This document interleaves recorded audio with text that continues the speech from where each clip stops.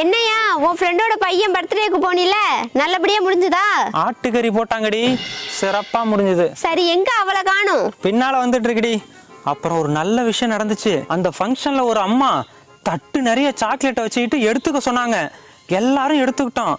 என் அண்ணமாவ நான் சாக்லேட் எடுக்க மாட்டேன், நீங்களே எடுத்து கொடுங்கன்னு மரியாதையா கேட்டு வாங்கிச்சு. எனக்கு ரொம்ப சந்தோஷமா ஆச்சரியமா இருந்துச்சு. பரவாயில்லையே, அந்த வண்டிக்கு கூட அறிவு வந்துருச்சு. எல்லாம் என் வளர்ப்பியா, அப்படிதான் இருக்கும். சித்தி, நான் சித்தப்பாவோட ஃபங்க்ஷனுக்கு போனேன்ல, அங்க என்ன சாக்லேட் எடுத்துக்க சொன்னாங்க. ஆனா நான் எடுத்துக்கவே இல்லை. ஏன் தெரியுமா?